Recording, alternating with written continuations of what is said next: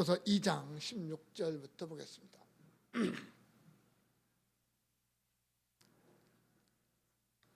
빌립보서 2장 14절부터 16절 말씀을 보겠습니다.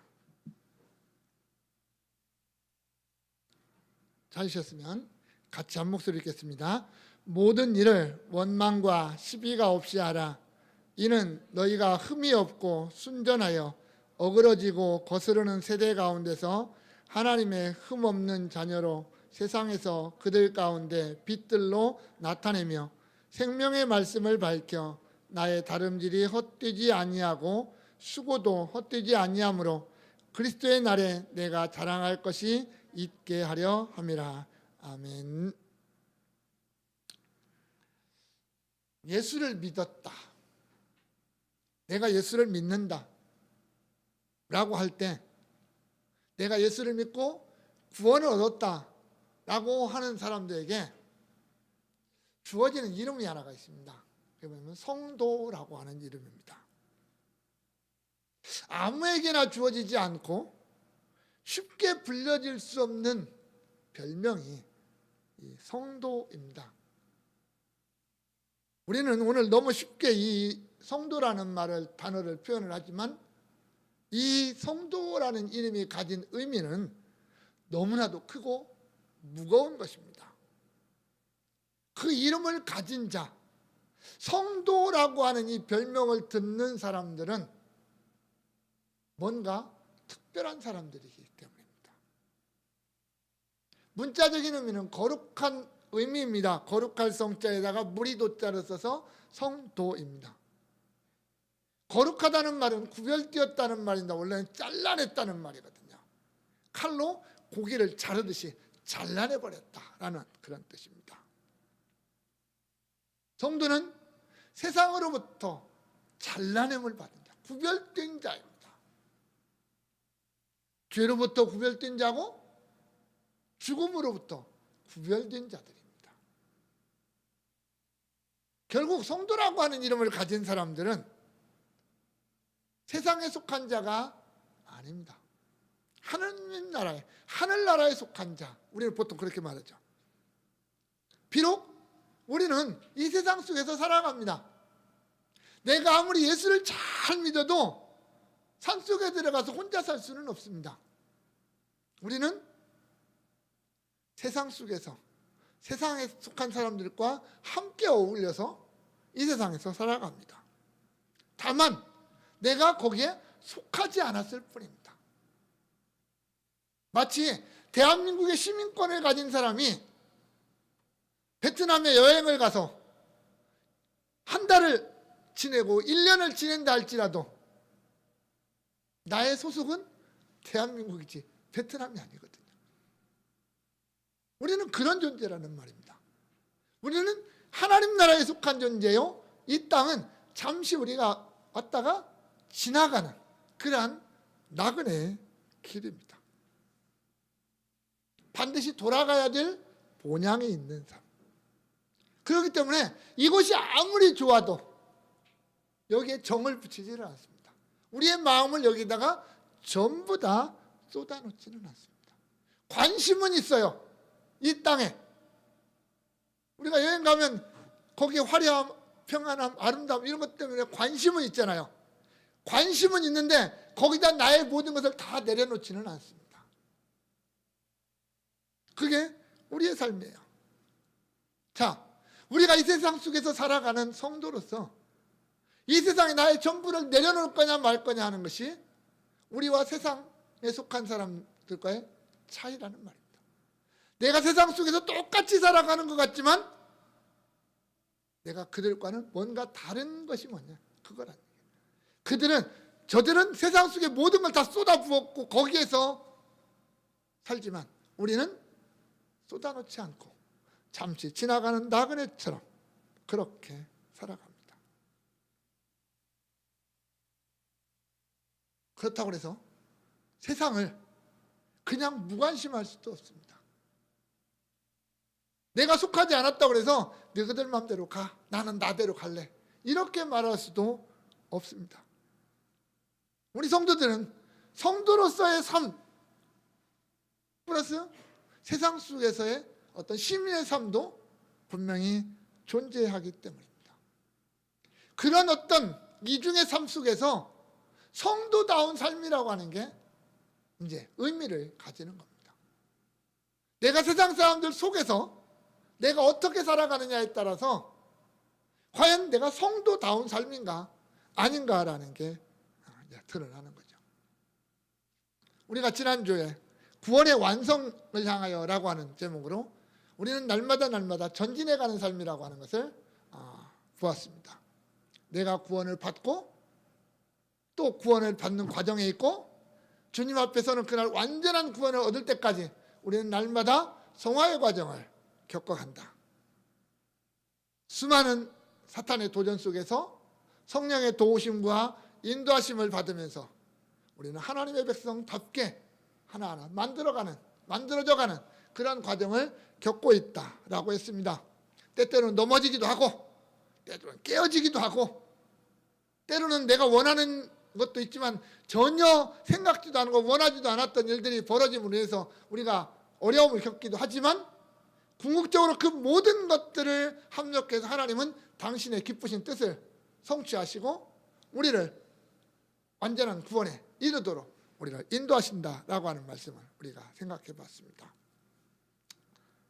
그런데 그런 과정 속에서도 본질적으로 우리는 약한 존재들이라는 거예요. 내가 아무리 하나님의 은혜 속에서 살아가고 하나님의 능력을 덧입고 살아간다 할지라도 우리는 여전히 연약한 존재입니다. 그리고 그러한 연약한 존재들이 교회 안에 모여 있다 보니까 교회도 완전하지를 못하더라는 거죠. 아무리 거룩한 무리들, 성도들이 모여 있다 할지라도 그 안에서 가라지도 있더라는 거예요.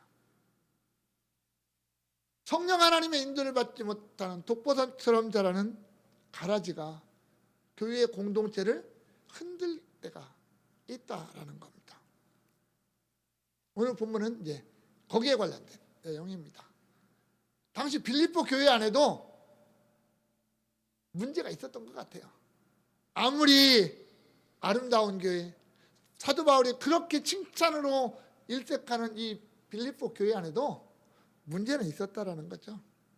그래서 바울이 정말 더 아름다운 교회로, 더 교회다운 교회로 세워져 가도록 그 교회에 지금 권면하고 있는 내용이 오늘 본문의 말씀입니다.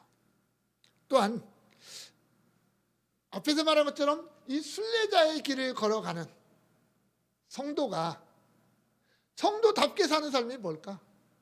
세상 속에서 또는 교회 안에서 내 구원의 완성을 향하여 가는 과정 속에서 일어나는 많은 일들을 겪을 때 어떠한 자세를 가지고 갈 것이고 우리는 조심하고 또 경계해야 되는 것은 무엇인가라고 하는 것을 오늘 말씀을 통해서 우리에게 전달해 주고 있습니다. 참 오늘날 시대에 쉽지 않습니다. 잠깐만 방심하면 넘어지는 그러한 시대가 오늘의 시대잖아요. 어떻게 보면 사도 바울의 이 시대보다 오늘날의 시대가 더 어렵다고 말할 겁니다. 특히 우리 신앙적인 면에서.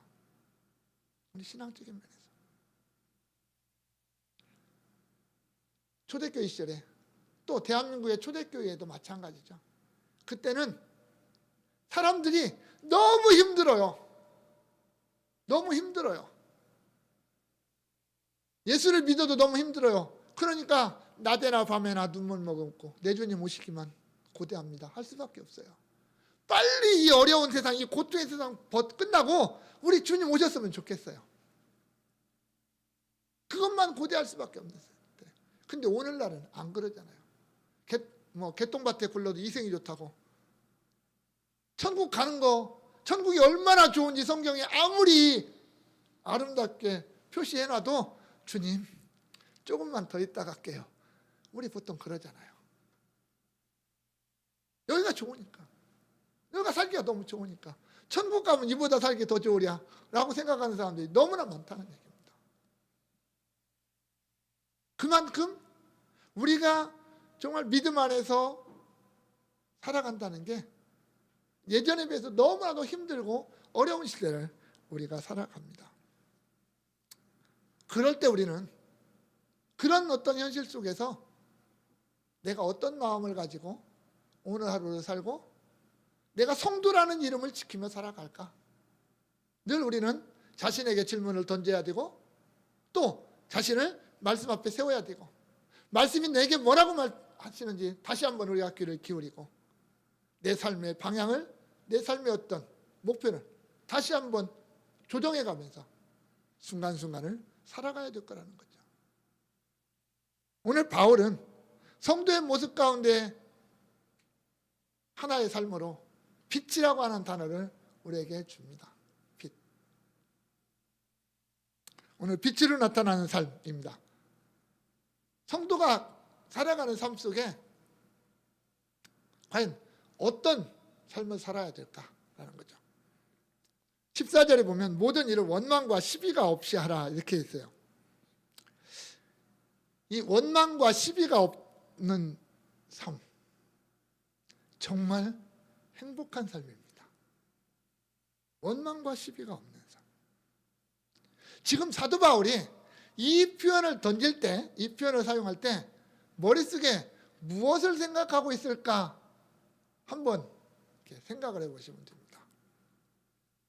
그것은 이제 뒤에 내용에도 살짝 등장하지만 과거 이스라엘 백성들이 애굽에서 딱 나와서 홍해를 건너서 살았던 광야 생활을 한번 떠올리시면 됩니다. 광야 생활에서요, 이스라엘 백성들이 하나님 앞에 한 게 뭐가 있을까요? 대표적인 것이 원망과 시비였습니다. 출애굽기 16장 7절이나 민수기 11장 1절에 보면 그들이 얼마나 하나님을 원망하고 또 모세와 아론을 대항해서 시비를 걸었는지 모릅니다. 오늘 14절에 모든 일은 원망과 시비가 없이 하라겠는데 이 모든 일은 앞에 하나님의 기쁘신 뜻을 이루기 위해서 행하는 모든 일이거든요. 하나님의 뜻이 이루어지는 과정 속에서 나타나는 많은 모든 일. 곧 우리가 구원의 완성을 향하여 가는 길 속에서 나타나는 모든 일이에요. 거기엔 좋은 일도 있을 거고요. 때로는 안 좋은 일도 있을 겁니다. 내가 생각할 때, 내 기준 속에서 기쁜 일도 있고 슬픈 일도 있을 겁니다. 많은 일도 있을 겁니다. 그러나 어떻게 보면 그 모든 일은 하나님이 우리에게 또한 원하시는 일일 수도 있어요. 하나님 편에서 볼 때는 하나님이 내게 한 가지 원하시는 그 모든 일, 그것을 가리킬 수도 있어요. 나의 완전한 구원을 위해서 하나님이 내게 요구하시는 일, 그 일일 수도 있어요. 다시 말하면 내가 하나님의 백성으로 거룩한 성도로 살아가는 과정 속에서 일어나는 일, 또는 내가 나 땅에 해야 될 모든 일들, 이것이에요. 생각을 해보십시오. 이스라엘 백성들이 광야를 갑니다. 그들이 광야까지 들어오기까지 하나님이 행하신 일들 다 경험했습니다. 애굽 땅에서 일어났던 수많은 그 고통과 아픔, 그걸 건져내기 위해서 하나님이 행하신 어마어마한 이적들, 그리고 6월절, 자 출발해서 모세를 앞세워서 애굽 땅에서 출발을 했습니다. 라암세에서 출발했어요. 자, 가다가 뭘 만났습니까? 홍해를 만났어요. 앞에는 홍해, 뒤에는 애굽의 군대가 달려오는 그 위급한 상황 속에서 하나님이 택하신 방법은 뭐냐면 홍해를 갈라버리는 거였어요. 하나님 홍해 안 가르쳐도 돼요. 뒤에 따라오는 애굽 군대 싹 쓸어버리면 간단하잖아요. 근데 그렇게 안 하시고 홍해를 가르쳐요. 그리고 이스라엘 백성들로 건너가게 하고 애국 군대는 거기서 홍해에서 끝내버리겠다. 그 엄청난 하나님의 역사를 보았습니다. 마라에서 쓴물을 단물로 바꿔주셨어요. 엘림에서 70그루의 어떤 야자나무와 12개의 물샘을 주셨어요. 거기서 좀 더 가서 먹을 것이 떨어질 때는 만나를 저들에게 먹여주셨어요. 40년을 먹였어요. 만나를. 매일같이 그들은 아침에 일어나면 하나님이 우리를 먹이시는 양식을 눈으로 경험하고 그걸 먹으면서 살아갑니다. 목마르다고 하니까 반석에서 물 나오게 해서 먹었어요. 자, 저들이 농사를 지었습니까? 저들이 목축을 했습니까? 이스라엘 백성들이 광야 40년을 살아가는 동안 그들이 자신들의 생명을 연장하기 위해서, 자신들이 그 땅에서 살기 위해서 한 게 뭐가 있냐 이 말이에요. 없어요. 하나님이 다 주셨어요. 낮에는 구름 기둥으로 뜨거운 태양빛 막아줬고요, 밤에는 불 기둥으로 추위하고 들짐승들로부터 막아주셨어요. 하나님이 다 하셨어요. 그런데 이스라엘 백성들이 한 것은 원망이었고 시비였다라는 거예요. 이게 참 무섭잖아요. 그런데 그들만 그러는 게 아니라는 게 문제입니다. 오늘을 살아가는 우리도 그렇다라는 거예요. 아까 찬양할 때 지금까지 지내온 모든 것이 다 하나님의 은혜다라고 우리는 말로는 고백은 참 잘하는데 뒤돌아서면 하나님 앞에 원망하고 시비하는 일이 훨씬 더 많다라는 거잖아요. 이게 우리의 현실의 모습이잖아요. 원망과 시비. 이게 어떤 성도의 삶이나 어떤 교회라고 하는 공동체를 무너뜨리는데 아주 무서운 독버섯이라고 하는 거죠. 교회 안에 아무리 사람이 있어도 너의 만족과 나의 만족이 다릅니다. 똑같은 하나의 선상을 딱 놓고 나는 너무 좋은데 어떤 사람은 그게 별로인 경우도 많습니다. 아무리 그게 오라도 나는 싫을 수가 있거든요. 나는 별로 안 좋을 수가 있거든요. 그게 사람이니까. 그렇기 때문에 내가 싫어하고 내가 안 좋아한다는 것 때문에 원망하고 시비하는 겁니다. 그 안에는 우리의 고약한 사고방식이 하나가 있어서 그래요. 우리가 잘 아는 거예요. 다른 것과 틀린 것의 차이점을 혼돈해요. 다른 것과 틀린 것은 분명히 구별돼야 되는 거거든요. 그런데 오늘날 사람들은요, 다른 것과 틀린 것을 같이 놔요. 나하고 너하고 다르면 나는 맞고 너는 틀리다 이렇게 생각하는 거예요. 틀리다라는 건 옳고 그름의 문제거든요. 다른 것은 이렇게도 될 수 있고 저렇게도 될 수 있는 거예요. 다르다고 해서 잘못된 게 아니잖아요. 다 잘못된 건 아니잖아요. 틀린 것은 잘못된 거예요. 분명히 옳고 그름의 문제니까 틀린 것은 잘못된 거예요. 그러나 다른 것은 다양성의 문제잖아요. 근데 교회 안에 나하고 다르다라는 것 때문에 불평하고 원망하는 거예요. 시비하는 거예요. 나하고 다르다. 내가 원하는 대로 안 됐다 이거죠. 이스라엘 백성들이 광야에서 그랬잖아요. 자신들이 원하는 대로 안 해준다고 원망하는 거예요. 날마다 만나 먹고 물 마시면서도 하나님이 고기 안 준다고 원망해요. 고기 줬어요. 고기도. 그런데도 또 땅 안 준다고, 광야에서만 살게 한다고 또 원망해요. 하나님 준다고 약속해놨는데. 그래서 그것 때문에 지금 가고 있는데.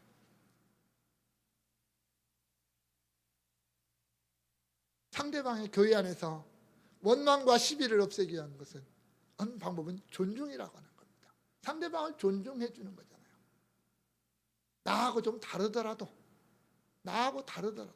그게 하나님의 말씀에 어긋나고 틀린 게 아니라면 존중해주고 나보다 남을 낮게 여기는, 앞에서 말했던 것처럼 그런 겸손의 자세가 필요한데, 그게 사라지다 보니까 나는 잘났고 나는 맞고 나는 잘하고 있고 상대방은 못한다라고, 잘못한다라고 생각하기 때문에 원망하고 시비가 걸리는 거죠. 오늘 바울이 원망과 시비가 없이 하라라는, 교회 안에서 원망과 시비가 없게 하라는 말은 나와 다른 너를 인정하라는 겁니다. 우리는 모두가 다 똑같은 사람일 수는 없잖아요. 나하고 너는 달라요. 그럼 너는 무조건 틀렸냐? 아니지 않습니까? 나하고 다른 너를 인정하지 않으면 쉽게 원망하고 쉽게 시비하고 불평하는 거죠. 그러나 나도 하나님을 믿는 자요, 너도 하나님을 믿는 자예요. 나를 위해서 예수님이 십자가에서 죽으셨다면 너를 위해서도 예수님은 십자가에서 죽으셨다라는 사실을 인정해야 되는 거죠. 나는 이렇게 하나님을 섬기고 예배하고 너는 그렇게 하나님을 섬기고 예배하는 거예요.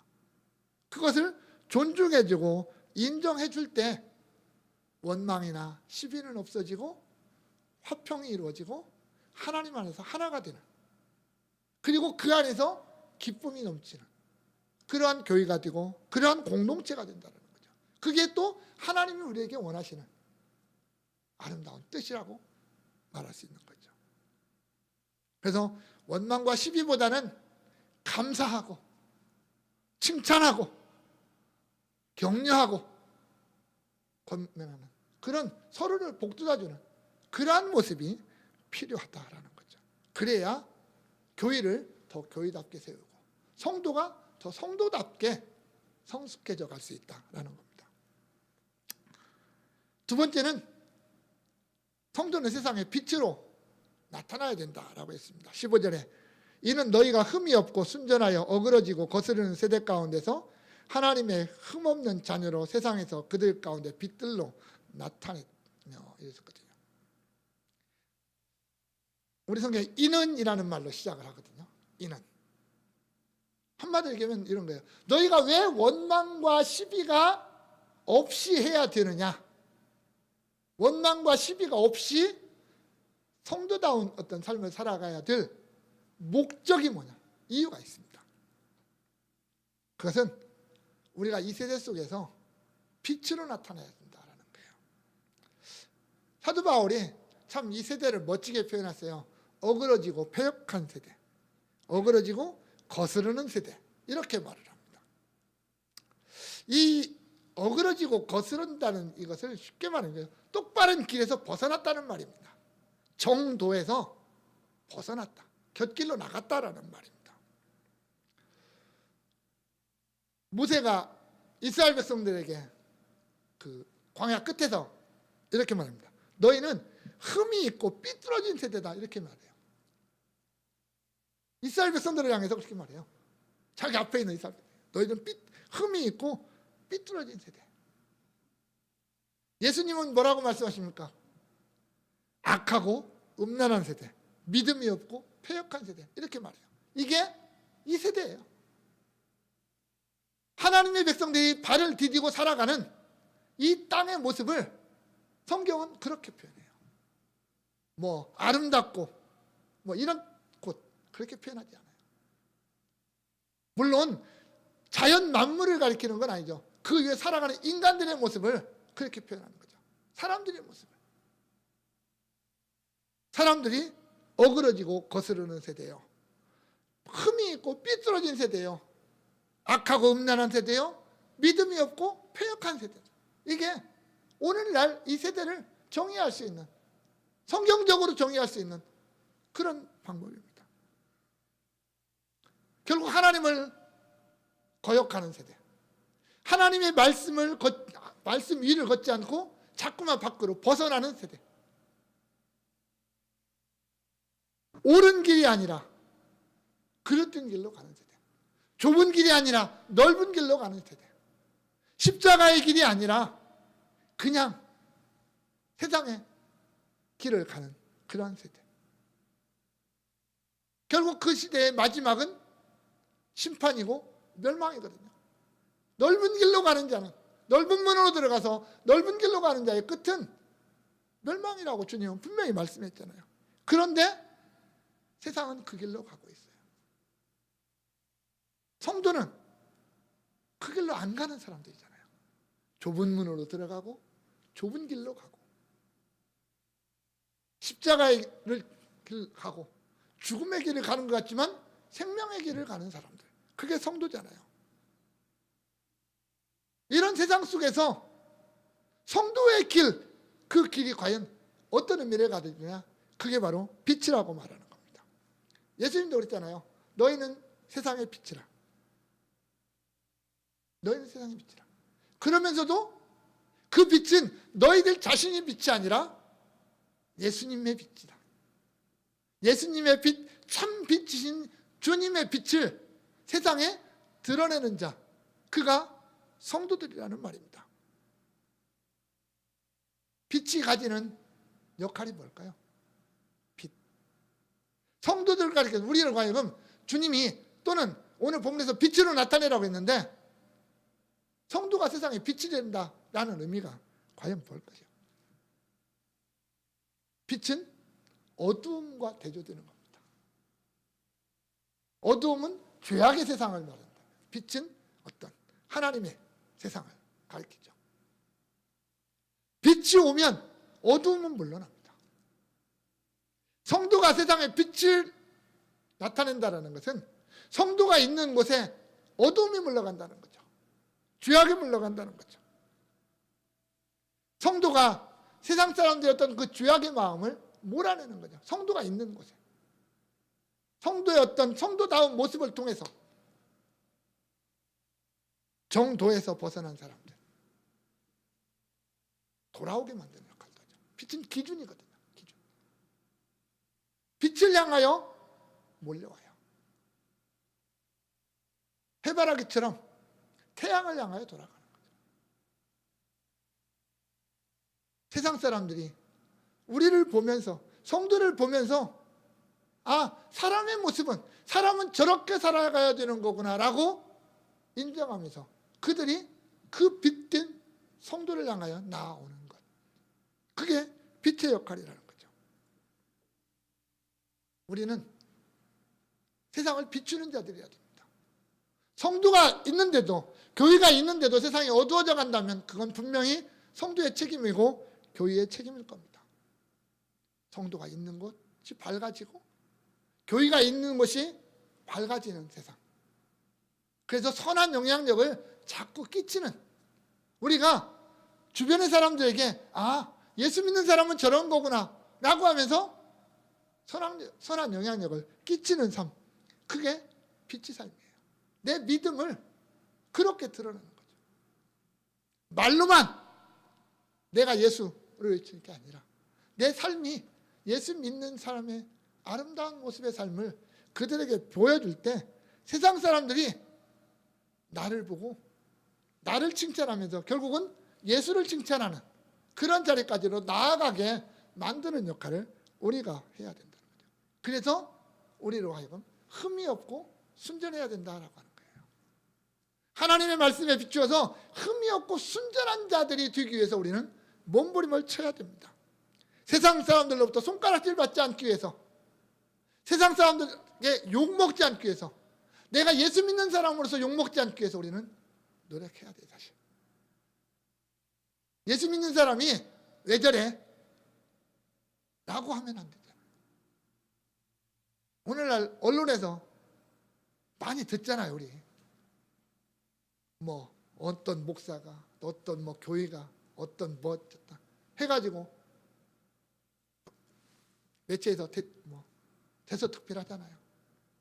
그걸 보면서 부끄러워할 줄 알아야 되는 거죠. 우리가 내 모습은 그런 모습이 안 되기 위해서 우리가 또한 몸부림을 쳐야 되겠죠. 세상 사람들에게 우리가 너희는 그건 죄야, 회개하고 예수 믿어야 돼 라고 말해야 되는 우리가 오히려 그 죄를 범하고 우리가 그들에게 손가락질 당한다면 그건 빛이 아니잖아요. 그건 내가 어둠에 동화돼 버리는 거죠. 내가 어둠에 빠지는 거죠. 결국은 성도가 오늘 바울은 그래요. 너희가 정말 하나님의 백성이라면, 성도라면 세상 사람들과는 다른 길을 걸어가라. 세상 사람들과는 구별된 삶을 살라라고 말하는 거죠.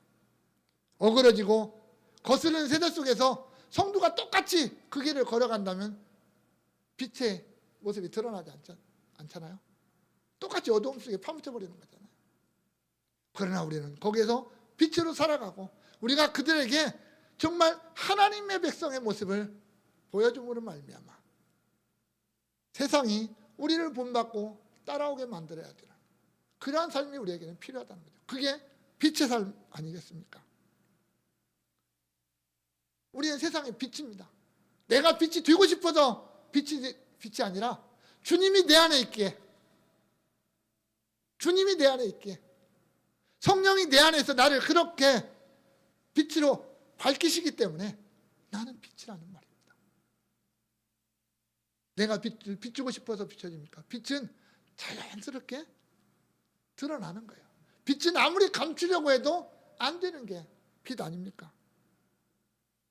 우리가 세상에 그 빛을 비출 때, 예수의 빛을 내 안에서, 내 삶을 통해서 비추는 삶, 그게 우리가 성도로서의 삶을 사는 가장 기본적이고 가장 아름다운 삶이다 라고 하는 거죠.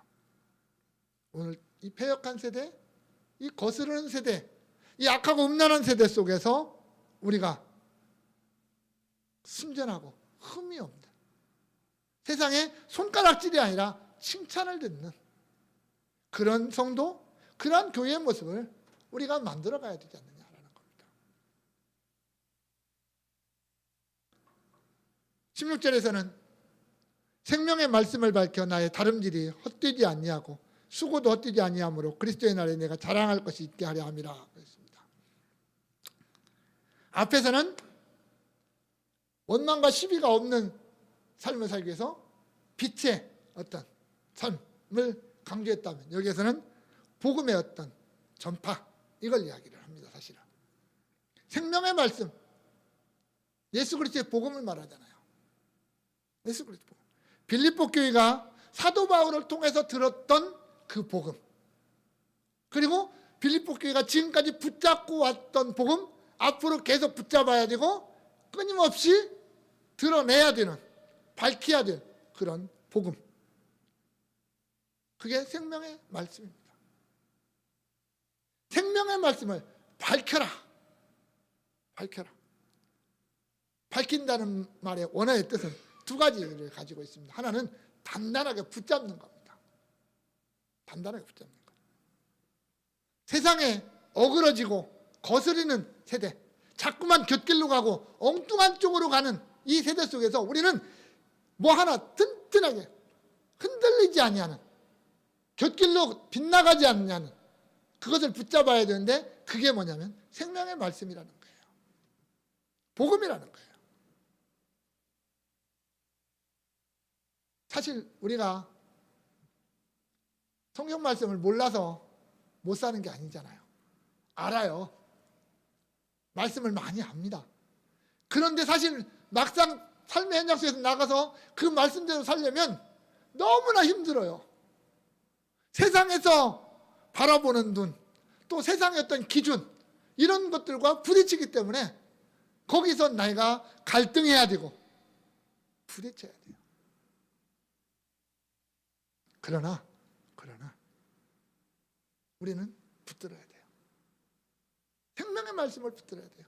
아무리 이성적으로 세상적인 것이 옳은 것 같이 보일지라도, 그게 더 나은 것 같이 생각될지라도, 우리는 그것보다는 먼저 말씀을 붙들을 수 있는 사람들이 돼야 된다는 거죠. 빌립보 교회도 그런 거예요. 사실은 그들이 정말 바울이 볼 때 그렇게 칭찬받을 만한 교회의 모습을 지금 이루어 가고 있지만, 안팎에서 나오는 이 여러 가지 공격 때문에 흔들릴 여지가 언제든 있다라는 거예요. 그럴 때 빌립보 교회가 붙잡아야 될 것은 다른 그 무엇이 아니라 생명의 말씀이었다라는 거죠. 오늘 우리도 그래요. 내가 어떤 결정을 하고 내가 어느 길을 갈 때 내가 과연 무엇을 가장 먼저 생각하고 무엇을 기준으로 삼을 것인가, 그건 바로 생명의 말씀이라는 거죠. 또 하나를 밝힌다는 것은 제시한다는 거예요. 보여준다라는 겁니다. 보여준다. 왜? 세상은 모르니까. 세상은 몰라요. 여기서 모른다라는 것은 지식적으로 모른다라는 의미도 있겠지만 그거 넘어야 되겠죠. 어떻게 보면 요즘 세상 사람들 성경책 잘 알아요. 성경 말씀에 뭐가 기록되어 있는지 잘 알아요. 그런데 그들은 몰라요. 그들은 아는 게 아니에요. 글자적으로는 알을지 몰라도 그 말씀이 내게 원하는 것, 내게 주어지는 그 말씀의 의미는 모릅니다. 어떻게 보면 거기에는 관심이 없죠. 생명의 말씀에 대해서는 관심이 없어요. 그냥 성경책을 하나의 문학 작품으로 옛날부터 내려오는 전래 동화로 알고 싶어 할 뿐이죠. 태초에 하나님이 천지를 창조하셨느니라라고 말하면 그건 너희들만이 하는 그냥 신화고 우리는 과학적으로 그거 설명 안 되니까 안 따라갈래 라고 말하는 오늘날의 세대 아닙니까? 솔직히 그런 세대를 향해서 우리는 생명의 말씀의 실체를 보여주어야 될 책임이 우리에게 있지 않습니까? 내 삶을 통해서 내 믿음을 통해서 보여주는 거죠. 그게 생명의 말씀을 밝히는 겁니다. 오늘 우리가 이 거슬고 어그러진 이 세상 속에서 생명의 말씀을 보여줘야 될 책임이 우리에게 있습니다. 내 안에 있는 것, 내가 믿는 것, 내가 붙드는 것, 내가 구원의 여정 속에서 붙들고 살아가는 그 생명의 말씀을 우리가 세상 속에 보여줘야 돼요. 지금 바울이 로마 감옥에 갇혀 있습니다. 왜? 그것 때문에. 그것 하다가 그 생명의 말씀을 붙잡고 그걸 드러냈다가 결국은 여기까지 왔잖아요. 그러면서도 그는 그 안에서도 교회가 목숨을 걸고 이 일을 해야 된다라고 이야기하고 있지 않습니까? 우리가 복음을 붙잡지 않으면 보여줄 수 없습니다. 보여주지 않으면 내 안에 있는 복음의 의미가 없습니다. 의미가 없습니다. 우리는 세상 속에 그걸 드러내야 된다는 거죠. 바울은 지금 그것 때문에 전심전력에서 달려왔습니다. 자신의 정력을 다 거기에 쏟았습니다. 예수님 만난 이후에. 어떻게 보면 바울은요, 예수님 만나기 전에는 예수 없는 복음에 열심히 달려왔던 사람이고요. 예수님 만난 이후에는 예수라는 복음에 자신의 모든 것을 다 쏟아부었던 사람이죠. 피곤해서 지쳐 쓰러질 정도로 그는 달려왔던 사람입니다. 내가 그렇게 지금까지 달려왔고 내가 그 복음을 향해서 달려온 그 열매 가운데 하나가 너희 빌립보 교회 아니냐 이거잖아요. 그런데 너희가 내가 준 그 복음에서 벗어나 버리면 문제가 심각하잖아요. 그죠? 바울은 자기의 목숨을 다해서 복음을 전해서 교회를 세워놨는데 그 교회가 생명의 말씀 복음이 아닌 다른 데로 가버리면 바울이 수고한 거, 헌신한 것은 의미가 없잖아요. 바울은 그런 일에 대해서는 아주 큰 자부심을 가지고 있잖아요. 내가 복음으로 여기까지 왔다. 내가 예수를 위해서 여기까지 왔다라고 하는 자부심이 얼마나 강한 사람입니까? 그런데 내가 헛고생했다? 이건 조금 바울에게는 서글픈 일 아닙니까?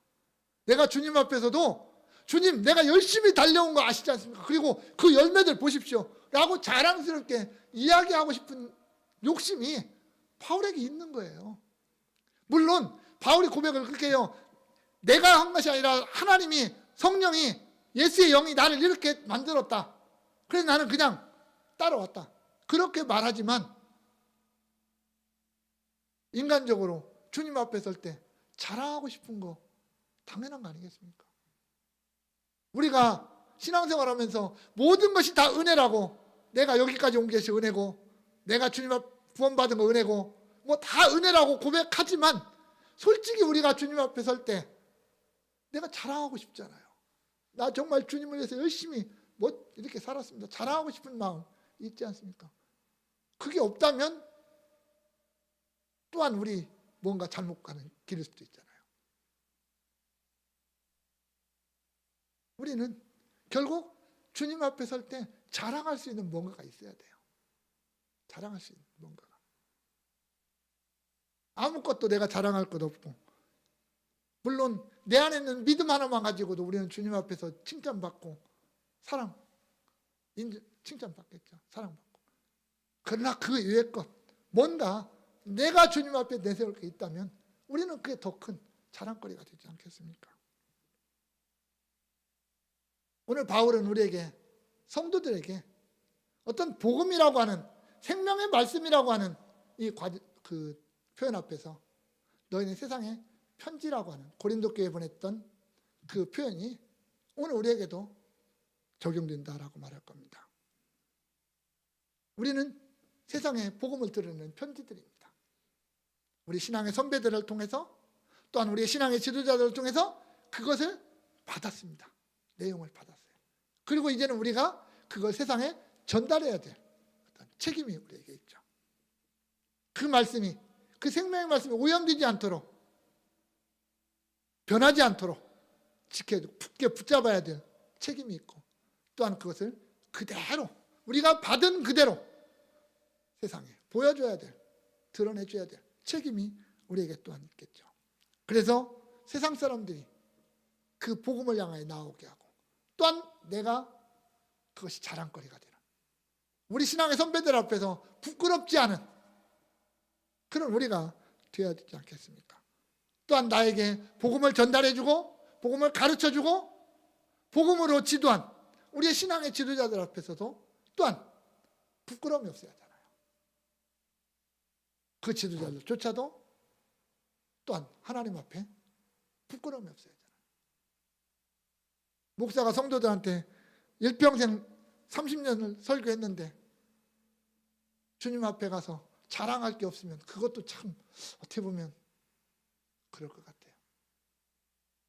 나는 복음을 열심히 전했습니다. 그걸로 끝난다? 그것도 또 아니지 않습니까? 물론 그것만 해도 대단한 거겠죠.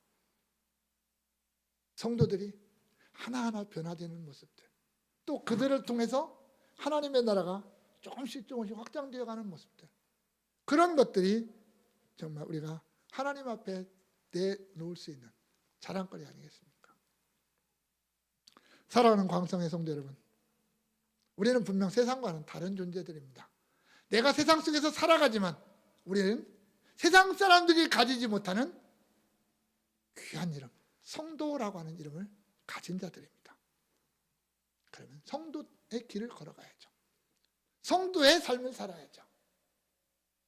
원망이나 시비가 없이 나에게 주신 은혜를 감사하면서, 또 하나의 어떤 공동체 속에서 하나님이 함께하게 하심에 대해서 감사하면서 서로를 격려하고 사랑하고 그렇게 가야 되지 않겠습니까?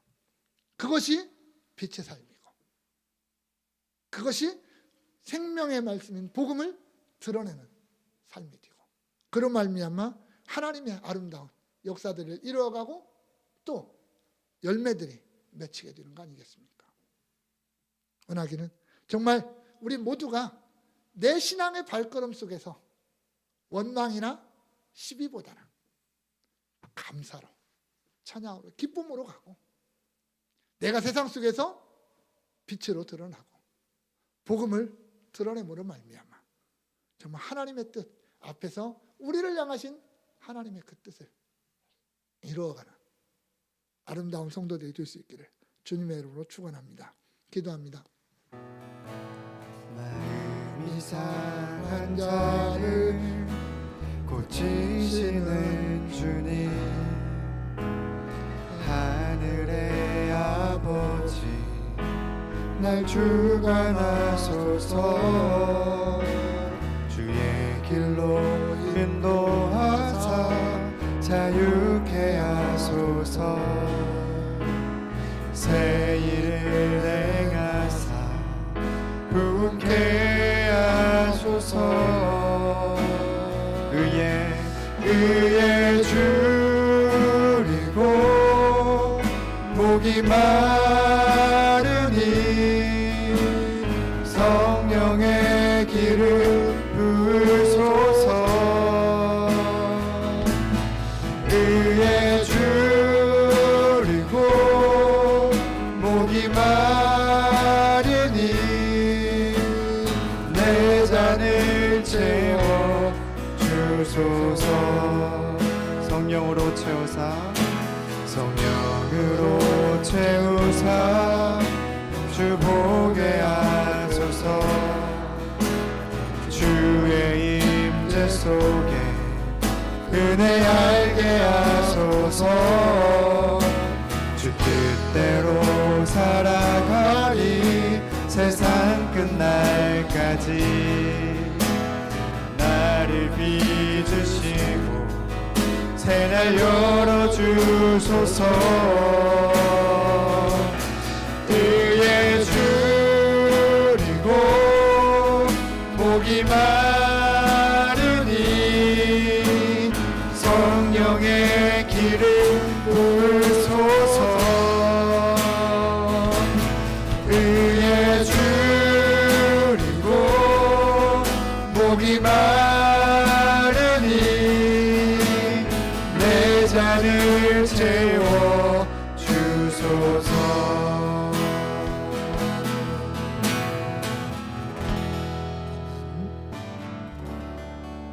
우리의 참된 목자가 되신 우리 주 예수 그리스도의 은혜와 아버지 하나님, 그 아들 통하여 영원한 생명을 주신 그 놀라우신 사랑과 오늘 또 성도답게 살아가도록 우리를 인도하시고 보호하시는 성령님의 역사가 여기 모인 주의 백성들 머리 위에 영원까지 함께 있을지어다. 아멘.